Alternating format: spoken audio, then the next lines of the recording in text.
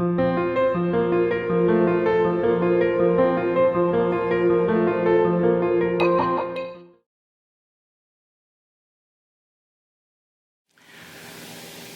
주님의 말씀으로 하루를 시작하시는 모든 분들을 환영하고 축복합니다.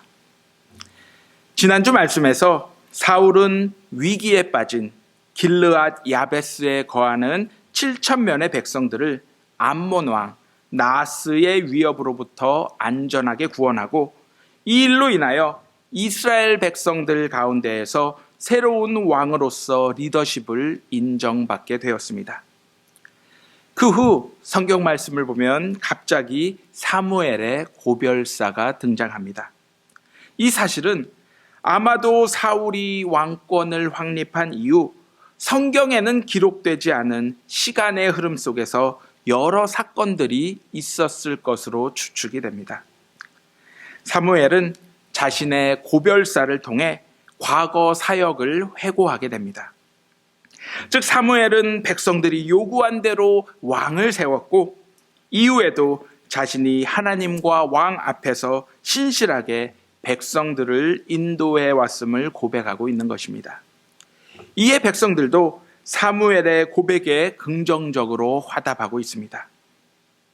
이제 사무엘은 마지막으로 이스라엘 백성들이 왕을 세워달라고 요구한 것은 하나님 앞에서 큰 죄악이었음을 다시 한번 지적하며 늘 우상을 멀리하고 오직 하나님만을 경외하고 섬길 것을 당부하며 자신의 고별사를 마무리하였습니다.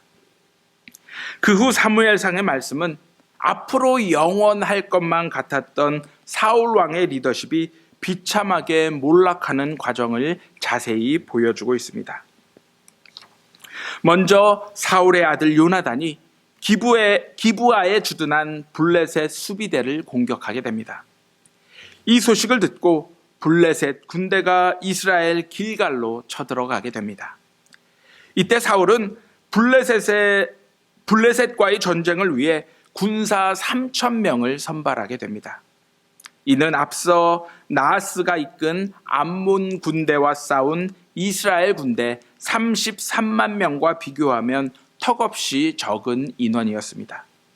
이와는 달리 이스라엘을 치기 위해 올라온 블레셋 군대의 병력은 전차병만 해도 3만이고 기병은 6,000명, 보병은 바다의 모래와 같이 많았다라고 성경은 기록하고 있습니다. 사울은 이스라엘 군사들이 블레셋의 엄청난 병력을 보고 두려워하며 도망치는 것을 눈앞에서 보게 되었습니다. 이에 전쟁의 판세가 최악으로 치닫고 있는데 설상가상으로 사무엘은 7일이라는 기간 내에 그곳에 도착하지 못했습니다. 사면초가의 상황에 맞닥뜨린 사울은 초조해진 나머지 사무엘을 기다리지 못하고 하나님께 은혜를 간구한다라는 명목으로 자신이 직접 제물을 가져다가 번제를 드리게 되었습니다. 사무엘이 번제를 마치자 그때 사무엘이 비로소 도착하게 되었습니다. 사무엘은 사울이 하나님의 명령들을 철저히 지키지 않았음을 지적하며 그를 크게 책망하게 됩니다. 여기서 사울의 잘못은 그저 그가 초조한 마음에 하나님께 번제를 드린 것만이 아니었습니다.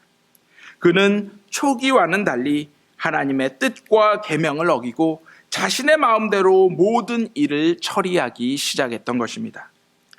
이제 사무엘은 하나님께 불순종한 사울의 나라가 그리 길지 않을 것임을 예언하며 이제는 하나님 마음에 합당한 새로운 이스라엘의 지도자가 등장할 것임을 선포하게 됩니다.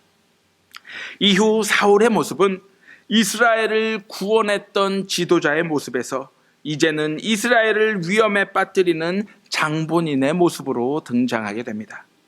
왜냐하면 그가 개인적인 욕심으로 인해 블레셋과의 연이은 전쟁에서 지친 백성들에게 금식을 선포하고 하나님의 진멸 명령에도 불구하고 아멜렉 왕 아각을 살려주는 어리석은 결정을 내렸기 때문입니다. 또한 사울은 하나님이 함께 하시지 않는 엘리 가문의 제사장 아이야를 통해 하나님의 뜻을 끊임없이 묻게 됩니다. 하지만 하나님으로부터 아무런 응답을 듣지 못한 사울은 이스라엘 백성들 가운데 더욱 큰 혼란만을 가중시켰습니다. 그 결과 오늘 우리에게 주신 말씀은 이젠 사울이 이스라엘 왕으로 합당한 자질과 능력을 갖추지 못한 인물임을 분명히 보여주고 있습니다. 사울이 왕이 된 이후 이스라엘에는 많은 변화가 있었습니다. 사사시대와는 달리 사울은 힘센 사람 그리고 용감한 사람을 불러 모아 적극적으로 군대에 편입시켜 이스라엘의 군사력을 최대한 강화시켰습니다. 그래서 사방에 있는 모든 적들을 쳐서 그 어느 때보다도 이스라엘을 굳건히 지키게 되었던 것입니다. 물론 이러한 모든 일들은 하나님이 사울 왕과 함께 계심으로 성취된 것이지 결코 사울 왕 개인의 능력만으로 된 것은 아닙니다. 어쨌든 이것이야말로 이스라엘 백성들이 자신들의 왕을 통해 진정으로 얻고자 했던 결과였습니다. 다시 말해 역사적인 시각으로 볼 때 사울 왕은 다른 나라의 왕들과 비교해도 결코 손색 없을 정도로 일반적인 왕의 역할을 훌륭히 수행했습니다. 이스라엘 백성들은 더 이상 이방 세력에게 압제당하여 경제적으로 수탈당하지 않는 것에 크게 만족하게 되었고, 그들은 이러한 사울의 통치가 앞으로 그들 자손들을 통해 지속적으로 이어지기를 간절히 바랬습니다. 그러나 하나님의 생각은 이러한 이스라엘 백성들의 생각과 전혀 달랐습니다. 그분은 사울 왕을 버려 더 이상 왕위를 이어나가지 못하도록 하셨습니다. 여기서 우리가 잊지 말아야 할 사실은 사람이 생각하고 판단하는 관점과 하나님이 생각하고 판단하는 관점은 전혀 다르다라는 사실입니다.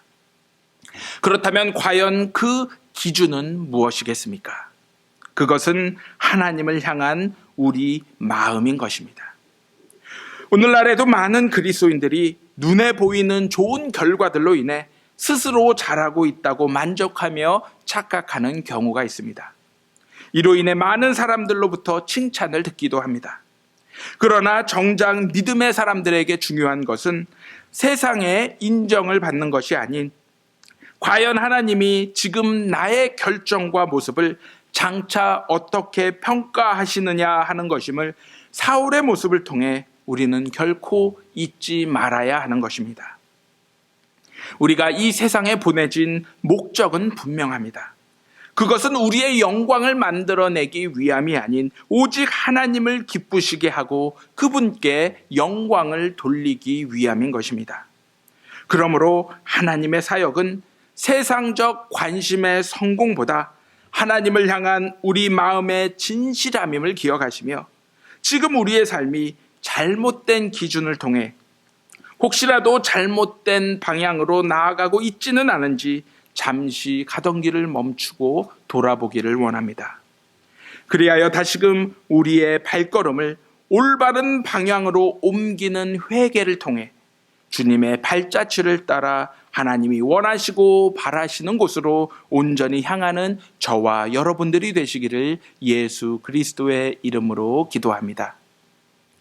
마지막으로 사울이 전쟁에서 승리하여 이스라엘 백성들을 이방의 압제로부터 자유롭게 하는 많은 성과들을 거두었음에도 불구하고 하나님은 그를 버려 왕위를 지속하지 못하도록 하셨습니다. 그 이유는 그가 하나님의 명령을 어기고 자기 주장을 가장 먼저 앞세웠기 때문입니다. 사울은 이스라엘의 궁극적인 왕은 오직 하나님 한 분이시요 자신은 그저 하나님을 대리하는 대리자로서 왕의 역할을 수행하는 것임을 망각하고 이방 왕들과 같이 자기의 뜻과 자신의 마음대로 세상에 왕 노릇을 하려 하였습니다. 예나 지금이나 세상의 권세자들은 군사적으로 외부의 침략을 막고 자신의 백성들에게 경제적으로 안정되고 풍요로운 삶을 보장하면 좋은 평가를 받고 있습니다. 가끔은 이러한 기준이 목회자들에게도 적용되기도 합니다. 즉, 적은 성도들을 부흥시켜 큰 교회로 만들고 동시에 교회 재정을 튼튼히 하면 좋은 목회자로 인정을 받습니다. 물론 저도 이러한 목회자가 되고 싶은 마음이 왜 없겠습니까? 저도 인간이기에 이러한 유혹에 빠지기도 합니다. 성도님들도 마찬가지일 것입니다. 자신이 큰 교회에 출석하여 높은 직분을 맡고 있으면 마치 하나님과 다른 그리스도인들 앞에서 크게 인정받는 믿음을 가진 것으로 착각하기도 합니다. 하지만 오늘 우리에게 주신 말씀은 사울의 모습을 통해 하나님 사역에 있어서 겉으로 드러나는 성과보다 더 중요한 것이 있음을 분명히 보여주고 있습니다. 그것은 바로 하나님과의 올바른 관계인 것입니다. 왜냐하면 우리가 세상에서 아무리 좋은 성과를 내더라도 하나님과 올바른 관계를 맺지 못한다라면 결코 성공한 삶이 될 수 없기 때문입니다. 이것은 개인뿐만이 아닌 우리 교회 공동체에도 마찬가지일 것입니다. 오늘날 많은 교회들이 세상의 사업체와 같이 겉으로 드러나는 성과에 집착하다가 신앙의 본질을 잃어버리는 경우가 종종 있습니다. 그렇게 우리는 우리 신앙의 본질인 하나님과의 관계에 늘 집중하여 언제 어디서든 그분 앞에서 부끄러운 결정들과 행동들을 해서는 결코 안 될 것입니다. 인간적인 인연 때문에 혹은 사회적 지위와 명성 때문에 하나님이 기뻐하시지 않는 일들에 대하여 눈을 감아버리거나 혹은 용인해서는 결코 안 되는 것입니다. 제가 이전에 사역했던 교회가 크게 갈라지는 일이 있었습니다. 그 시작은 아주 어마어마하고 큰 일이 아니었습니다. 아주 사소하고 어찌 보면 그냥 넘어갈 수 있었던 문제들이었습니다. 그러나 평소에 눈 감아버리고 용인했던 그러한 불이한 문제들이 하나둘씩 쌓이다 보니 어느덧 큰 덩어리가 되어 터져버리고 말았습니다.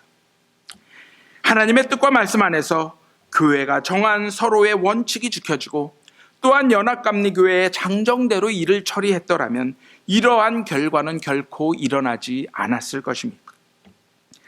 우리 또한 사울이 왕으로서 훌륭한 성과를 냈음에도 불구하고 그의 삶의 마지막은 불의함으로 인해 결국 하나님께 버림받았던 성경의 역사를 결코 잊어서는 안 될 것입니다. 우리 공동체는 하나님의 명령을 따라 철저히 순종함으로 맡겨진 모든 사명들을 충실히 감당해야 합니다. 그럴 때 우리의 삶은 하나님 마음에 합한 자로 마지막까지 기억될 것이며 우리가 속한 교회 또한 마음에 합한 공동체로 반드시 인정받게 될 것입니다. 그리스도인들은 예수님의 말씀과 모습을 온전히 따라가는 무리들입니다. 예수님은 하나님과의 올바른 영적 관계 없이 외적으로 하나님의 일을 했다고 자신을 앞세우는 모든 자들을 외식하며 불법하는 자들이라 말씀하셨습니다. 그리고 당장 자신을 떠나라고 단호히 말씀하셨습니다.